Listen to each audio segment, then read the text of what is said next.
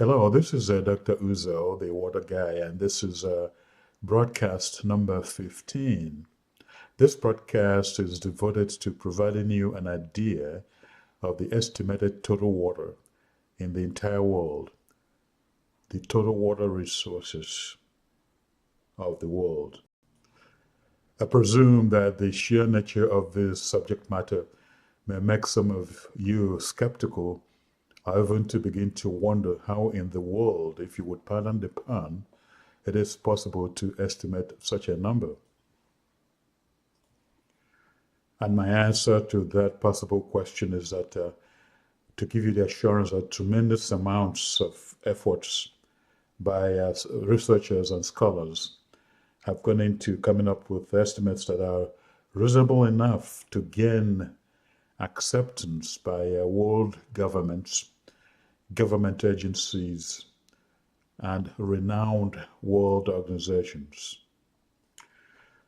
And the estimates are available in terms of volumes by area of occurrence in the air, on the continental mass, including rivers, lakes, and inland seas,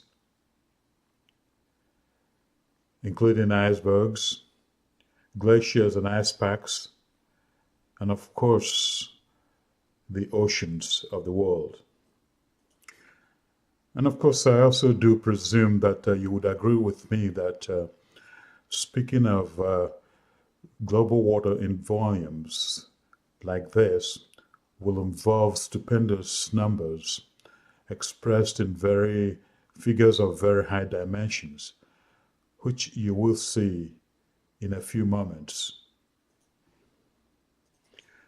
And before I start throwing these large, extraordinarily large numbers at you, bear with me as I take a few moments to go over some basic concepts about volumes, especially in relation to global water resources.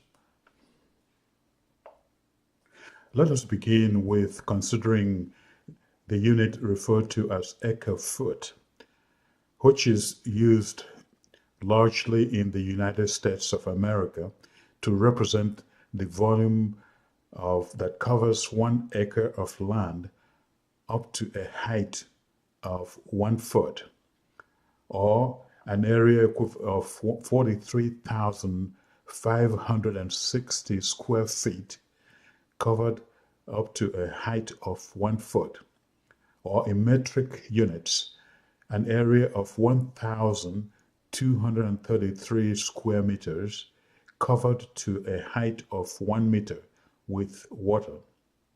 That seems to be a sizable amount of water, but not to the level that we can use to quantify the global water, because it's still a tiny amount in comparison. So let's escalate that volume to 1,000 acre feet, which is a volume that would cover 1,000 acres to a height of 1 foot, or equivalent to 43,560,000 cubic feet, or 1,233,000 cubic meters, which, if you can form a volume to contain that amount of water, would have a cube with dimensions of 352 feet long by 352 feet wide by 352 feet high, or 107.32 meters in all dimensions, in all directions, height, width, and length.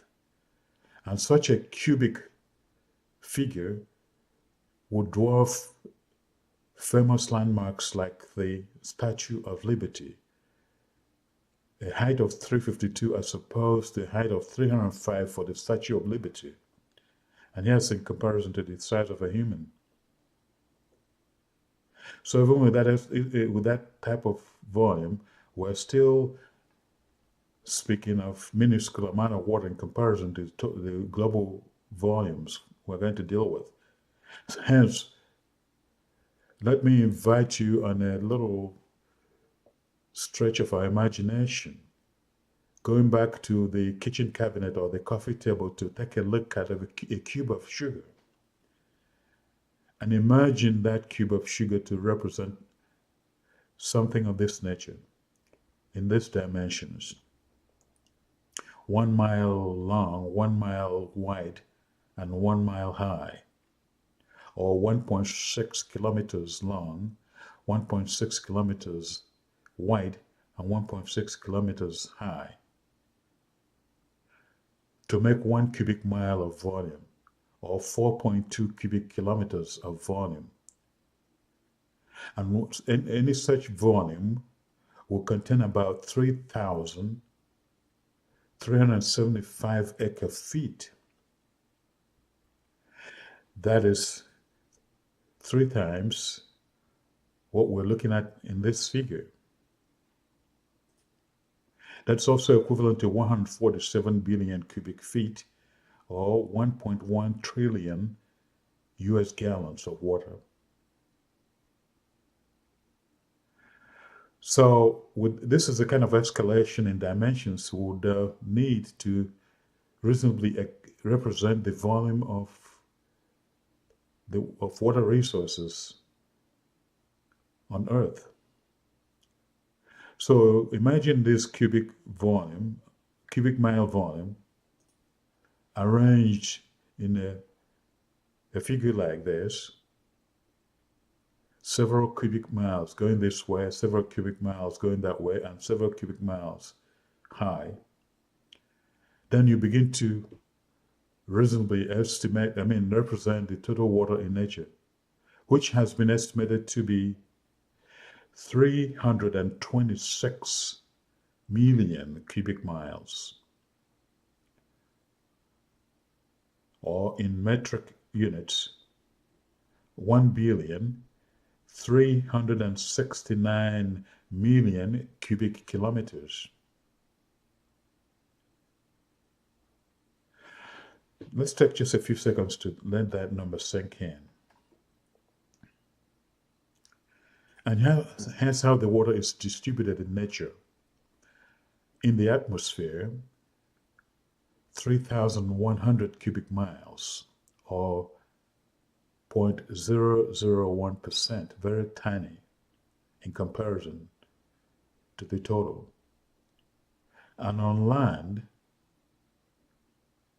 we have 11,410,000 cubic miles, or 3.5%. And here's what the action is.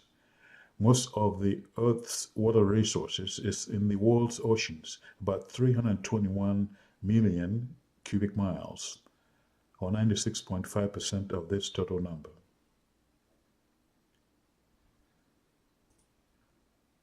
So most of the globe's total water resources is in the world's 6 oceans, and not readily available for human use, because of the obvious reason of the salt content of the water. And the only way we can utilize small portions of this huge reserve is by investing tremendous amount of treasure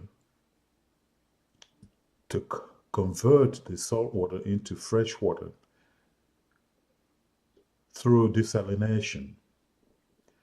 And that has not been found to be cost effective in most parts of the world. Which brings me to the question one of my acquaintances asked me some time ago.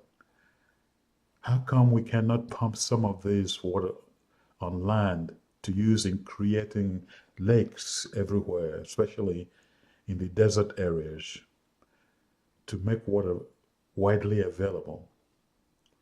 Well, the answer is simple. You don't want salt water on land. It will contaminate the soils, render farm lands useless, seep into the ground and contaminate our precious groundwater. And in a moment, I'll talk about the reason why I refer to groundwater resources as precious asset. But going back to the air, 3,100 cubic miles is mostly in the clouds. And the land portion, present in ice caps and glaciers, inland seas, lakes and rivers, and then swamps, and then, of course, our precious groundwater resources. And here's how the land portion is distributed. Freshwater lakes, about 21,800 cubic miles, small percentage, 0.007. Saline lakes and inland seas, 20,490 cubic miles. Rivers and streams, 509. Here's one of the things I'd like, bits of information I'd like for you to take away from this broadcast, that rivers and streams that tend to be captured in lakes and reservoirs and seem to be a major source of water for humans is only a tiny percentage, only 509 cubic miles, much less than 1%. Swamp water, reasonable, but 2,752 cubic miles. Soil moisture, also sizable, about 4,000 cubic miles. Groundwater, the fresh portion, now here's a reasonable amount, 2,526,000 cubic miles. But look at this, less than 1%. Groundwater saline is about 3.1 million, not readily available to us. Here's a kicker here again. Ice caps and glaciers, the largest amount of fresh water on land, but not readily available to us. 5,773,000 cubic miles, as opposed to fresh groundwater. And biological water in humans, animals, and plants, 269 cubic miles. So if you take out saline lakes and inland seas, the saline portion of groundwater, and then ice caps and glaciers, what are we left with? This, out of which groundwater is the most volume. And look at rivers and lakes, 509 as opposed to fresh groundwater that's at 2,526,000 cubic miles, for a total available water to humans of about 2,555,000 cubic miles. Still less than 1%, 0.77%. Which leads to this stark reality that we do have less than 1% of the world's water resources available to humans. And here's a picture, a stark and striking picture, that this small circle represents how much water we have available to us in comparison to the expansive blue areas of the oceans, the rivers and lakes that are not available, that are saline.